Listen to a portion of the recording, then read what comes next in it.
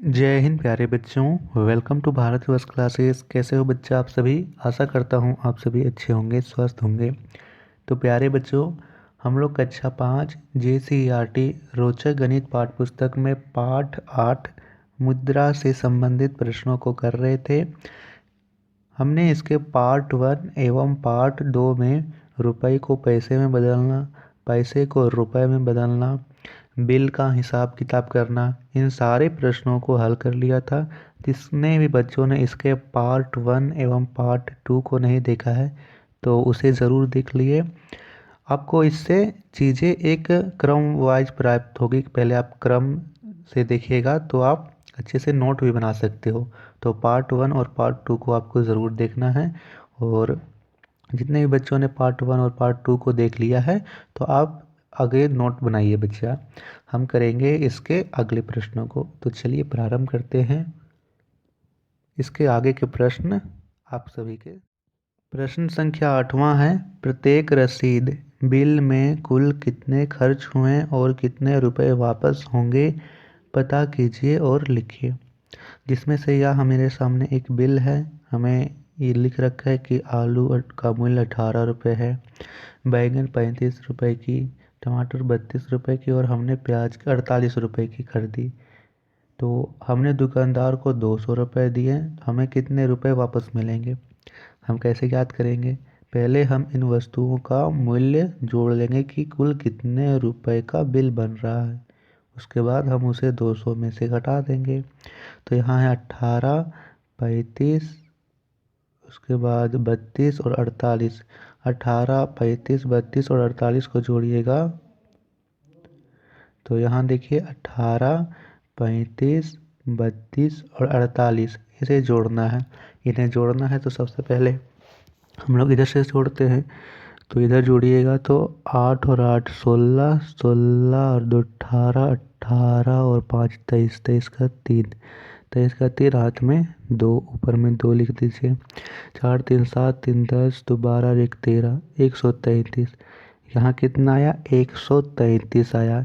यानी इन सभी का कुल मूल्य जोड़ने पर आया है 133 रुपये। हमने कितने दिए? दुकानदार को 200 रुपये। तो हम 200 में से 133 यहाँ पे घटा देंगे। 200 में से 133 घटाओगे तो आएगा 67। यहाँ से देखिए 200 में से 133 घटाइएगा तो आएगा 67। तो 67 रुपये हमें वापस मिलेंगे। 200 रुपये हमने दिए दुकानदार को, 133 रुपये का बिल बन रहा है तो हमें वापस 67 रुपये मिलेंगे। प्रश्न संख्या 9 को करते हैं। प्रश्न संख्या 9 यहाँ पे है, वस्तु जिसमें से हमने कॉपी, कलम, स्कूल बैग और वाटर बोतल खरीदी है। कॉपी 150 रुपये की, कलम 25 रुपये की, स्कूल बैग 165 रुपये की और वाटर बोतल 75 रुपये की खरीदी है। हमने दुकानदार को 500 रुपये दिए हैं तो हमें कितने रुपए वापस मिलेंगे? सबसे पहले हम इन सभी का कुल मूल्य यहाँ पे कुल योग कर लेते हैं। उसके बाद उसे हम 500 में से घटा देंगे। तो इधर योग कीजिए। इसमें से सबसे बड़ा कौन सा है? 165। सबसे ऊपर 165 लिखिए, फिर उसके नीचे 150 लिखिए, फिर उसके नीचे 75 लिखिए और उसके नीचे 25 लिखिए। इस प्रकार लिखिएगा। फिर इसे जोड़ेंगे तो इधर सबसे पहले इधर जोड़ते हैं इकाई के अंकों को। 5, 10, 15, 15 का 5 हाथ में 1, ऊपर 1 लिख देंगे। इधर जोड़िए 6 और 5 11, 11 और 7 18, 19, 20 और 1 21, 21 का 1 हाथ में 2, ऊपर में लिख दीजिए 2, 2 और 1 3 और 1 4, 415। यानी कुल 415 रुपये का बिल बना है। हमने दुकानदार को 500 रुपये दिए, कितने रुपए वापस मिलेंगे? तो 500 में से 415 घटा दीजिए, आएगा 85। 85 रुपये हमें वापस मिलेंगे। तो यहाँ पर लिखेंगे 85। प्रश्न संख्या 10वां करते हैं। प्रश्न संख्या 10वां यहाँ दे रखा है, वस्तु जिसमें से हमने फुटबॉल, बैट, हॉकी स्टिक और कैरम बोर्ड खरीदा है। फुटबॉल 300 रुपये की, बैट 105 रुपये का, हॉकी स्टिक 135 रुपये का और कैरम बोर्ड हमने 300 रुपये का खरीदा है। हमने दुकानदार को 500 और 500 1000 रुपये का यहाँ दिया है 1000 रुपये। तो हमें कितने रुपए वापस मिलेंगे। सबसे पहले हम लिख लेते हैं कितने रुपए खर्च हो रहे हैं। देखिए 300 और 300 600, इसके नीचे 105 और उसके नीचे 135 लिखिए। इन तीनों को जोड़ दीजिए तो 5 और 5 10 का शून्य, हाथ में 1, 3 और 1 4, 6 1 7 और 1 8, 840 रुपये यहाँ पे बिल बन रहा है। तो हम 1000 में 840 घटा देंगे। ये सबसे पहले देखिए इधर से घटाते हैं, तो यहाँ से घटाओगे, शून्य में से शून्य घटाएंगे तो शून्य, यहाँ पे शून्य, शून्य में से 4 नहीं घटेगा, इससे एक पैसा लेंगे तो हुआ यहाँ पे 10, 10 में से 4 घटाएंगे तो बचेगा 6। अब यहाँ पे हुआ 9, 9 में से यहाँ पे 8 घटाओगे तो बचेगा 1, 160 रुपये यहाँ पे बच रहे हैं। तो यहाँ लिख देंगे 160, यानी इन वस्तुओं का मूल्य 840 रुपये हुआ। हमने 1000 रुपये दुकानदार को दिए तो वह हमें 160 रुपये घुमाएगा। ठीक है बच्चों, इस प्रकार इस प्रश्न को करना था। चलिए करते हैं आगे के प्रश्नों को। तो अगला प्रश्न है, पता कीजिए कौन खरीद फायदेमंद है, सही का निशान लगाइए। जिसमें पहला दे रखा है 10 पेंसिल 55 रुपये में या 24 पेंसिल 120 रुपये में, कौन सा फ़ायदेमंद होगा कि हम 10 पेंसिलों के लिए 55 रुपये यहाँ पे मूल्य चुकाएं या फिर हम 24 पेंसिलों के लिए 120 रुपये मूल्य चुकाएं, हमें कौन सा फ़ायदेमंद रहेगा। तो देखिए बच्चों, जब भी आपको इन पेंसिलों को इस प्रकार तुलना करनी होगी तो आप सबसे पहले एक पेंसिल का मूल्य निकाल लीजिएगा। जैसे यहाँ दे रखा है 10 पेंसिलों का मूल्य है 55 रुपये, तो एक पेंसिल का मूल्य क्या होगा, हम यहाँ पे 55 को 10 से भाग कर देंगे। 55 को 10 से भाग करोगे तो आएगा 5.5, यानी एक पेंसिल का मूल्य हुआ 5 रुपये 50 पैसे।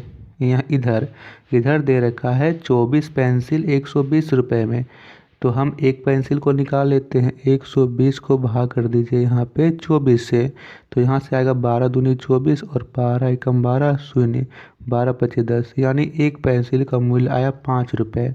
इधर आ रहा है एक पेंसिल का मूल्य 5 रुपये 50 पैसे और इस साइड आ रहा है पेंसिल का मूल्य 5 रुपये। तो हम किस में कर देंगे, 5 रुपये वाले में कर देंगे, यानी 24 रुपये में 120 पेंसिल ये फ़ायदेमंद होगी। आपको इधर टिक लगा देना है। दूसरा दे रखा है 5 किलोग्राम आलू 80 रुपये में या 2 किलोग्राम आलू 40 रुपये में। हम सबसे पहले 1 किलोग्राम आलू का मूल्य निकाल लेते हैं। 5 किलोग्राम आलू 80 रुपये में, तो 1 किलोग्राम आलू का मूल्य क्या होगा, हम 80 को 5 से भाग कर देंगे। यहाँ 80 को हम ऐसे 5 से भाग कर देते हैं, तो 5 एकम 5, यहाँ से देखिए बच गया 3 और 0, 5 छक 30, यानी 1 किलो आलू का मूल्य हुआ 16 रुपये। इधर 1 किलो आलू का मूल्य हो रहा है 16 रुपये। इधर दे रखा है 2 किलोग्राम आलू का मूल्य 40 रुपये। 2 किलोग्राम आलू का मूल्य 40 रुपये है, 1 किलोग्राम का कितना होगा 20 रुपये। बताइए कौन सा फ़ायदेमंद है, 16 रुपये किलो आलू प्रति 16 रुपये प्रति किलो आलू या फिर 20 रुपये प्रति किलो आलू, कौन सा फ़ायदेमंद होगा। आप बोलोगे सर 16 वाला अधिक फ़ायदेमंद होगा। तो यहाँ पे 16 वाला किसे हल करने पर आया था, 5 किलोग्राम आलू 80 रुपये में, तो इसे हम लोग टिक लगा देंगे। ठीक है, इसमें देखिए इधर वाला टिक होगा और इसमें इधर, तो इस प्रकार इसे करना है। प्रश्न संख्या 3 दे रखा है 10 किलोग्राम चीनी 350 रुपये में या 5 किलोग्राम चीनी 200 रुपये में। सबसे पहले हम 1 किलोग्राम का निकाल लेते हैं। तो 10 किलोग्राम का है 350, तो 350 को आप भाग कर दो यहाँ से 10 में, तो 10 का पहाड़ा में 35, 10 का पहाड़ा में 350 आएगा 35 बारी में, यानी 1 किलोग्राम चीनी का मूल्य आया 35 रुपये। किधर आ रहा है, इधर वाले पर आ रहा है 35 रुपये। ठीक है, इधर देखते हैं 5 किलोग्राम चीनी का मूल्य है 200 रुपये, तो 200 को हम भाग कर देते हैं 5 से, तो 5 चौके 20, शून्य का शून्य, यानी 40 रुपये। इधर आ रहा है 40 रुपये। बताइए कौन सा फ़ायदेमंद होगा, 35 रुपये प्रति किलो या 40 रुपये प्रति किलो। आप बोलोगे सर 35 रुपये वाला फ़ायदेमंद होगा, यानी 10 किलोग्राम चीनी 350 रुपये में यह फ़ायदेमंद है, तो इधर आपको टिक लगा देना है। चौथा दे रखा है 5 लीटर सरसों तेल यहाँ 610 रुपये में, या 5 लीटर सरसों तेल 500 रुपये में। देखिए यहाँ भी 5 लीटर है, यहाँ भी 5 लीटर है, दोनों की मात्रा बराबर है, लेकिन मूल्य में यहाँ पे अंतर अलग अलग है। यहाँ 610 रुपये यहाँ चुकाने होंगे, यहाँ 500 रुपये। अब आप सीधा तुलना कर लो, क्योंकि यहाँ पे वज़न तो बराबर है, सॉरी यहाँ धारिता तो बराबर है, 5 लीटर और 5 लीटर है। तो इन दोनों में तुलना कीजिए कौन सा यहाँ पे फ़ायदेमंद होगा, 500 रुपये या फिर 610। आप बोलोगे सर 500 रुपये वाला, तो 500 रुपये वाला किसे हल करने पर आ रहा था, इधर, तो ये आपको लगा दे। तो ये थे प्रश्न उत्तर पाठ 8 मुद्रा से संबंधित। इसके बाद हम लोग करेंगे नेक्स्ट वीडियो में इसके जोड़ और घटाव वाले प्रश्न। तो आशा करता हूँ कि आपको ये प्रश्न उत्तर समझ में आए होंगे। आपको समझ में आए होंगे तो कमेंट में एक थैंक यू का कमेंट ज़रूर कीजिएगा, और वीडियो को लाइक अपने दोस्तों को शेयर ज़रूर कीजिएगा। धन्यवाद बच्चा वीडियो देखने के लिए। मिलते हैं अगले वीडियो में। बहुत बहुत धन्यवाद।